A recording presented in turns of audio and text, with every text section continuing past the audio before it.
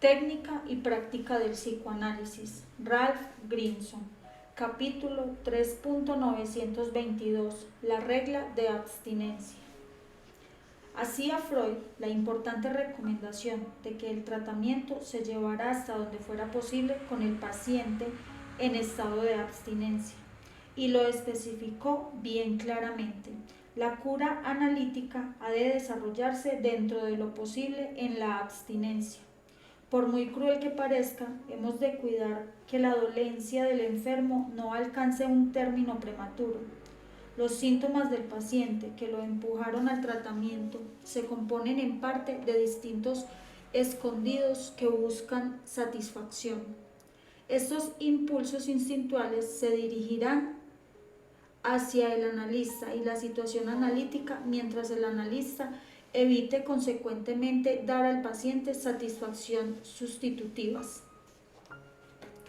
La frustración prolongada inducirá al paciente a la regresión, de modo que toda su neurosis se vuelva a sentir y vivir en la transferencia, en la neurosis de transferencia. Pero el permitir satisfacción es sustitutivo de los síntomas, de cualquier magnitud que sean, dentro o fuera de la situación analítica, privará al paciente de su sufrimiento neurótico y de sus motivaciones para seguir el tratamiento. La regla de abstinencia ha sido mal entendida y se ha interpretado como que el paciente se le prohibía tener ninguna satisfacción instintual durante el análisis. En realidad, Freud trataba de impedir que el paciente tomara la huida hacia la salud prematuramente y efectuara la llamada cura de transferencia. Con el fin de conservar una motivación suficiente es necesario a.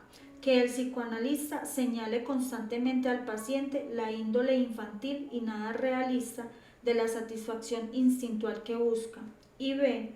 Que el analista se cerciore de que no está de ningún modo, consciente ni inconscientemente, dando satisfacción a las necesidades instintuales neuróticas infantiles del paciente. Esta segunda parte presenta interés particular para nosotros en el examen de la salvaguardia de la transferencia. Las satisfacciones de transferencia de cualquier género, no descubiertas ni analizadas, pueden impedir la evolución óptica de la neurosis transferencial del paciente. Una de las consecuencias más frecuentes es la fijación de las reacciones de transferencia de éste. Por ejemplo, los analistas que se conducen con sus pacientes con una constante y franca cordialidad y con una reacción emocional favorable, verán que sus pacientes tienden a reaccionar con una prolongada transferencia positiva y sumisa. A los pacientes de estos analistas les costará la formación de una transferencia negativa y hostil. Esos pacientes pueden formar una alianza de trabajo rápida pero frágil y a continuación sentirán angustia por dejar que sus reacciones de transferencia se ahonden y ensanchen más allá de la fase primera, positiva y de sumisión. Las satisfacciones de transferencia que reciben de sus cordiales analistas prolongan su dependencia de esas fuentes de satisfacción y les harán arrinconar la transferencia negativa. Por otra parte, los analistas que propenden a la imperturbabilidad y a la aspereza con frecuencia descubrirán que sus pacientes forman rápida y persistentemente una reacción de transferencia hostil y negativa. En tales situaciones puede ser difícil para los pacientes entrar honda y ampliamente en otras reacciones de transferencia. Su desconfianza respecto del analista impide que la neurosis de transferencia se desarrolle en todo el espectro y la gama de su potencial.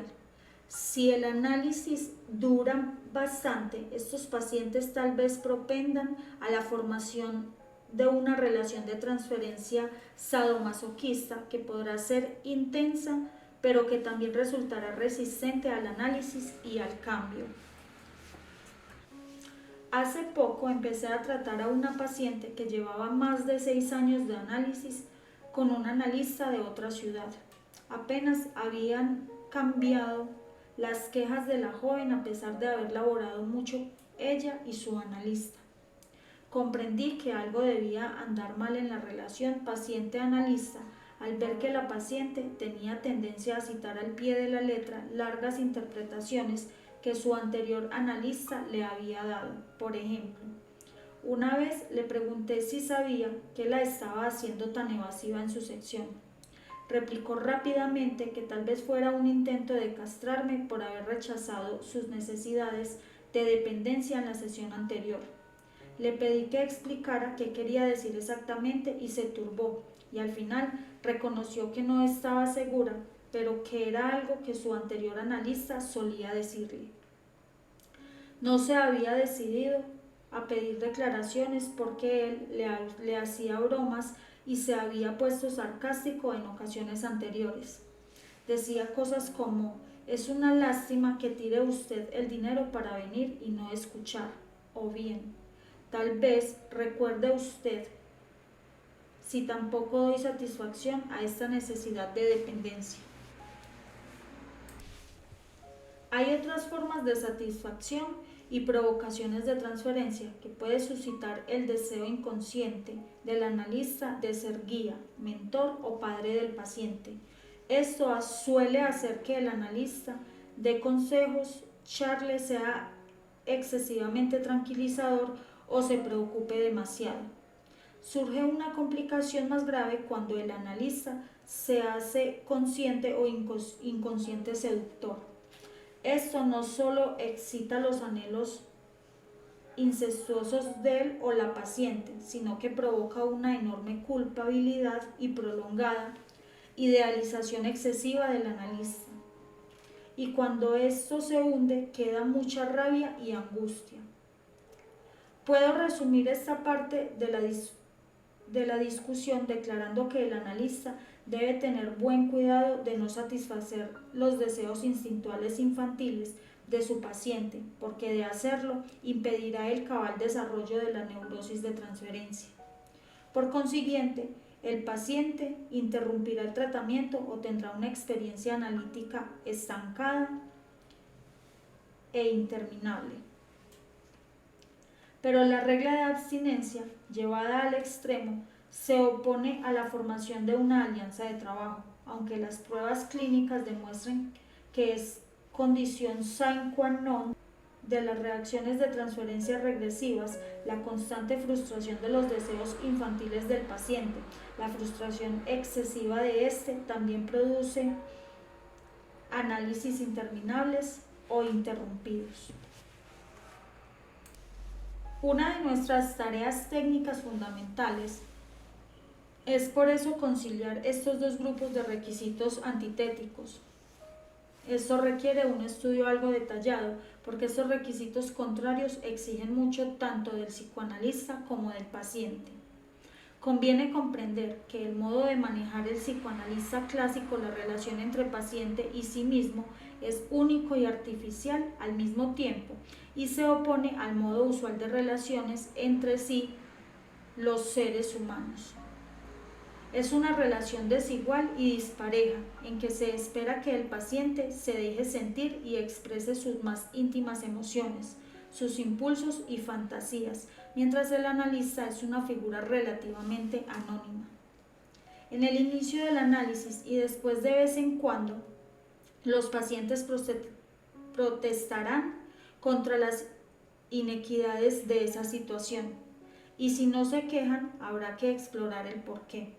Primero hay que analizar las quejas del paciente, pero no hay que negar el que esa relación sea desigual o artificial. Yo opino que el paciente tiene derecho a una explicación de las razones que hacen al analista mantener la relación en ese estado. Yo no creo que esto deba ser opcional, porque el paciente necesita que sus derechos estén protegidos. El procedimiento analítico es inevitablemente una experiencia dolorosa, parcial y humillante para el paciente. Si queremos que de ella salga como un ser humano independiente y que nos ayude en calidad de colaborador, no podemos estar humillándolo continuamente sin explicarle cuáles son los medios de que nos servimos. No podemos tratarlo como a un niño y esperar después que se convierta en un individuo maduro. Así como es importante salvaguardar la situación de transferencia, lo es también mantener los derechos, la estimación de sí mismo del paciente. He ilustrado estos puntos en los diferentes ejemplos clínicos citados en la sesión 3.5. El ejemplo más vivido y tal vez el más esclarecedor es el caso del señor Z. Es el joven que tuvo varios años de análisis relativamente improductivo en otra ciudad. Parte de la dificultad se debía a la atmósfera que el primer analista creaba con su manera de trabajar. Cuando el joven, en una de sus primeras sesiones conmigo, sacó un cigarrillo y lo prendió en el diván. Yo le pregunté qué sentía al decidir prenderlo. Él respondió que sabía que en su análisis anterior no debía fumar y suponía que aquí sería igual. Yo le dije inmediatamente que lo único que quería saber de momento eran los sentimientos, las ideas y sensaciones que tuvo en el momento en que decidió encender el cigarrillo. En una sesión posterior, el paciente me preguntó si yo estaba casado. Repliqué preguntándole cuáles eran sus fantasías al respecto. Después expliqué y demostré el valor que tenía mi no respuesta. El paciente me dijo entonces que su analista anterior nunca había respondido a las muchas preguntas que él le había hecho al comenzar aquel análisis, pero no se molestó en explicarle su silencio. Este silencio le había parecido degradante y humillante, y ahora comprendía que sus propios silencios subsiguientes eran un desquite por la injusticia imaginada. Algo después vio que se había identificado con el supuesto desdén de su primer analista. El señor Z desdeñaba la gazmoñería de su analista, pero al mismo tiempo se reprochaba gravemente sus propias prácticas sexuales, que entonces proyectaba sobre el analista. En el tomo 1 veremos más detenidamente cómo se determina cuándo tiene derecho el paciente a una explicación.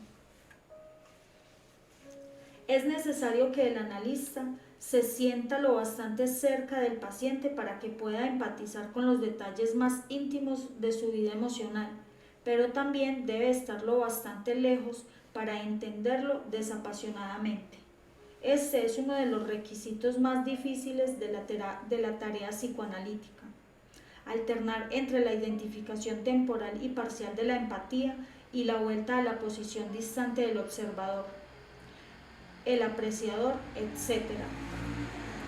Para el analista no hay campo de la vida del paciente que deba quedar excluido, pero esta intimidad no debe ser causa de familiaridad. Es una tendencia natural la de responder emocional, instintualmente, a las necesidades y los padecimientos íntimos de otro ser humano, pero estas respuestas en el analista deben servir ante todo para su conocimiento del paciente. No debe permitirse que se inmiscuya en la persona del paciente. Revelada a este, la simpatía o la indebida compasión del analista podría parecer premio o castigo transferencial. Empañaría la superficie anónima semejante a un espejo que el analista debe presentar para demostrar que la relación de paciente es ciertamente una reacción de transferencia. Para demostrar que la reacción del paciente es ciertamente una reacción de transferencia. Pero si uno no manifiesta simpatía por el paciente, ¿cómo puede esperar que éste le revele los aspectos más íntimos y vulnerables de su vida mental y emocional? Es difícil responder a esto. Por una parte, las promesas terapéuticas del analista al paciente deben estar en el fondo de cuanto hagan. No es preciso verbalizarlo, pero debe sentirlo el yo razonable del paciente. El analista atiende a los enfermos neuróticos, no es primordialmente un investigador ni un recogedor de datos sueltos. El análisis es una situación de tratamiento. El analista atiende a los enfermos neuróticos, no es primordialmente un investigador ni un recogedor de datos sueltos. El análisis es una situación de tratamiento y el analizando a un paciente. Con el fin de empatizar tenemos que sentir en cierto grado la misma suerte de emociones o impulsos que siente el paciente, pero no debe mostrárselos a éste de una manera notoria. Por medio de la empatía recogemos nuestros datos, pero nuestra reacción ha de ser restringida. Nuestra misión consiste en oscilar entre las dos posiciones y combinarlas. Del empatizador participante, la del desapasionado clasificador y dilucidador de datos, y la del transmisor cauteloso pero compasivo de insight e interpretaciones. Esta es una condensación muy simplificada del arte y la ciencia de la terapia psicoanalítica. Observando las reglas de la conservación del incógnito y la abstención de satisfacciones de transferencia, el analista puede salvaguardar la evolución de las reacciones de transferencia del paciente. Pero los psicoanalistas competentes son también humanos con flaquezas y defectos. Dudo de que algún analista sea capaz de tener una compasión y preocupación constantes combinadas con autocontrol durante varios años sin dar algún traspié. Lo esencial para la técnica psicoanalítica es que el analista conozca sus defectos. Deberá ser especial vigilante en situaciones que sepa potencialmente difíciles para él. Si comete errores, debe reconocerlos y comunicárselo al paciente a su debido tiempo. Después habrá de analizar cuidadosamente las reacciones del paciente a la falla del analista. Un peligro es la tendencia a glosar el impacto del error en el paciente y a confesar meramente el hecho de que ha habido un error. Otro peligro es exagerar la magnitud del error y por sentimiento de culpabilidad tratar de reparar con el paciente. Cuando se producen errores repetidamente, hay una indicación de que A. El analista necesita algo de análisis al respecto y B. Tal vez el paciente deba ser enviado con otro analista. La salvaguardia de la transferencia del paciente, aunque fomenta simultáneamente la formación de la alianza de trabajo, entraña las mayores exigencias en el desempeño del psicoanálisis clásico. Tiene razón Grimnacher cuando dice que el psicoanálisis es un tremendo cabo de vara. Además de su constante atención a los sucedidos de un cliente, el analista tiene que tener la sinceridad y humildad de escrutinizar sus propias reacciones personales. En resumen, el analista tiene dos tareas simultáneas, esencialmente contrarias entre sí. Tiene que salvaguardar la formación de la neurosis de transferencia y la alianza de trabajo. Para salvaguardar la transferencia, tiene que conservar su anónimo y su actitud de privación respecto de los deseos neuróticos de satisfacción del paciente. Para salvaguardar la alianza de trabajo, tiene que defender los derechos del paciente, mostrar una actitud terapéutica consecuente y conducirse de un modo humano. Estos requisitos son muy serios. Es posible que se produzcan errores y hay que reconocerlos y por ende hacerlos parte de la materia del análisis. Capítulo 3.93. ¿Cuándo analizamos la transferencia? 3.931. ¿Cuándo es una resistencia? De nuestra anterior disquisición sobre transferencia y resistencia, se desprenden con claridad cuán íntimamente entrelazados pueden estar estos dos fenómenos. Algunas reacciones de transferencia causan resistencias, algunas reacciones de transferencia aparecen como resistencias, otras hacen de resistencias contra otras formas de transferencia y algunas resistencias sirven para ocultar reacciones de transferencia.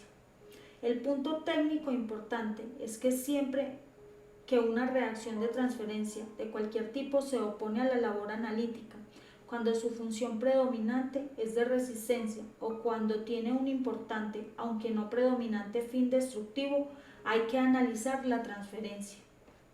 Pero debemos modificar esta regla de cuando nuestro conocimiento de la alianza de trabajo, Analizamos la resistencia de transferencia solo cuando hay presente un yo razonable, una alianza de trabajo.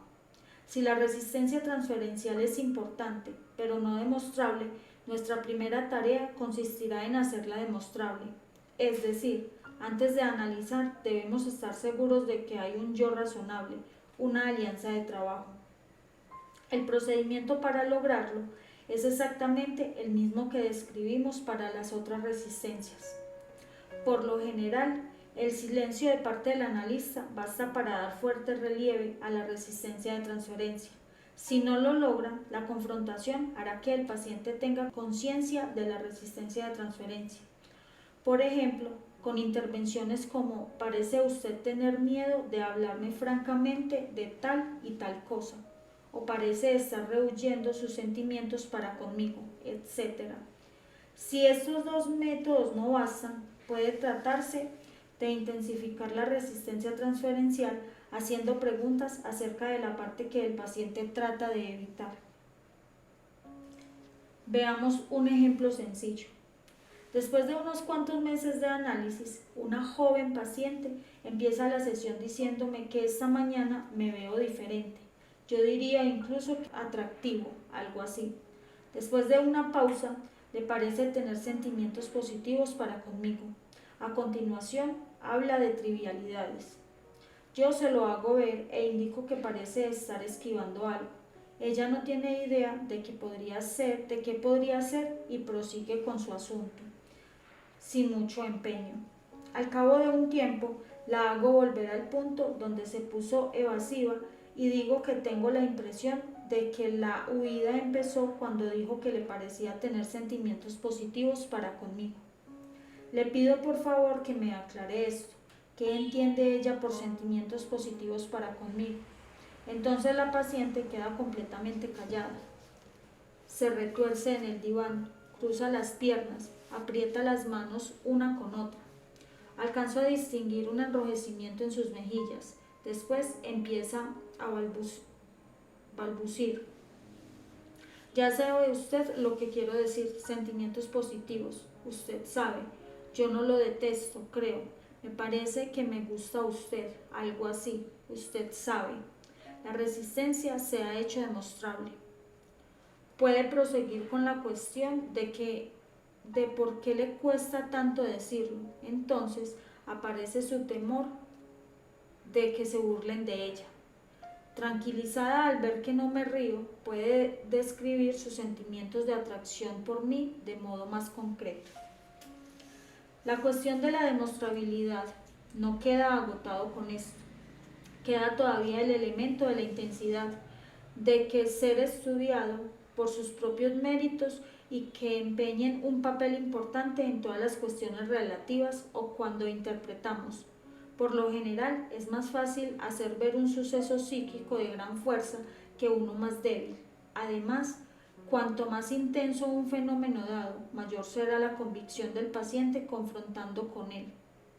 Por eso suele esperarse que la resistencia transferencial alcance una intensidad que la haga innegable y que lleve conmigo también un sentimiento de convicción.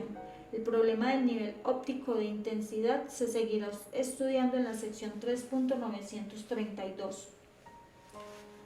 ¿Qué tipos de reacciones de transferencia es más probable que produzcan resistencias? La respuesta no es sencilla, ya que todos los tipos y todas las cuantías de transferencia pueden producir importantes resistencias. De todos modos, unas cuantas generalizaciones parecen válidas y útiles. Las reacciones de transferencia egosintónicas producirán resistencias porque la egosintonía tenderá a impedir que el paciente escinda un yo observador cuando el analista trate de hacer laborar con la transferencia. En resumen, el paciente no puede crear una alianza de trabajo en lo tocante a algunos de sus sentimientos para conmigo. Esto puede hacer que el paciente defienda, justifique o niegue la reacción de transferencia con material apropiado para el análisis. Es particularmente probable que ocurra en las reacciones de transferencia sutiles y crónicas, ya mencionadas en las sesiones anteriores. La señora K. conservó durante varios años un cuadro idealizado de mí como persona maravillosamente humana. Todo el dolor y las privaciones de tratamiento psicoanalítico se lo achacaba ella a la ciencia del psicoanálisis. Yo le parecía tan solo el instrumento renuente de esta forma áspera y exigente de terapia. Mis intentos de identificar esta división de la transferencia como una resistencia la hacían escuchar atentamente, pero no los creía. Incluso le parecían una prueba más de mi modestia. Mis errores ocasionales le parecían cara evidencia de mi honestidad y rectitud. La paciente se negaba a reconocer en este grupo de sentimientos prolongado e inconmovible una resistencia, a pesar de sueños y lapsus que indicaban patentemente el enojo y el odio latentes.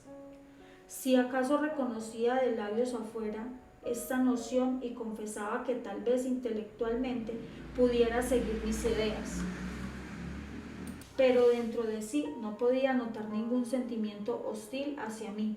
Solo mucho más adelante en el análisis, al decrecer su temor a la homosexualidad y hacerse capaz de gozar la vida sexual con su esposo, osó dejarse sentir algo del odio hondamente arraigado que tenía para conmigo. Solo entonces creó la alianza de trabajo en lo tocante a la hostilidad contra mí. Las reacciones de transferencia intensamente emocionales pueden también producir resistencias. Los pacientes que se debaten en la agonía de un amor y un odio intensos tal vez deseen simplemente descargar esas emociones en el analista y no tengan deseos de analizar, de obtener insight. Mientras estos sentimientos son preponderantes o egosintónicos, el paciente busca dónde descargar la satisfacción y abre acción. La búsqueda de conocimiento pasa al primer plano solamente cuando disminuye la intensidad de la transferencia o se siente egodistónica, ajena al yo. El amor y el odio intensos pueden ser productivos como reacciones de transferencia si pueden movilizarse y mantenerse una alianza de trabajo a pesar de los fuertes sentimientos. Pero en general, y siendo igual todo lo demás, la transferencia negativa, hostil y agresiva es más posible que produzca resistencia y una perturbación de la alianza de trabajo que sentimientos positivos de amor. Es más probable que susciten resistencia de amistad los sentimientos sexuales y amorosos u otras variedades de amor desexualizadas. Los impulsos pregenitales ocasionarán mayores resistencias que los impulsos de madurez mayor. El masoquismo es una gran fuente de resistencia, así como el temor a los anhelos homosexuales primitivos y el odio primitivo a la madre en los hombres y en envidia del pene y el amor primitivo a la madre en las mujeres. De vuelta a la cuestión técnica de cuánto intervenimos en la situación de transferencia, nuestra primera respuesta es que intervenimos cuando la transferencia está produciendo una resistencia. Primero, tratamos de asegurarnos que la presencia de un yo razonable y una alianza de trabajo y después analizamos la resistencia. No importa la calidad ni la cuantía de la transferencia, intervenimos cuando vemos señales de resistencia importantes. Cuando la labor analítica es improductiva, estancada o de una mínima significación emocional, pero hay otras situaciones transferenciales que requieren nuestra intervención. Para un próximo audio tendremos el capítulo 3.932, cuando se alcanza un nivel óptimo de intensidad.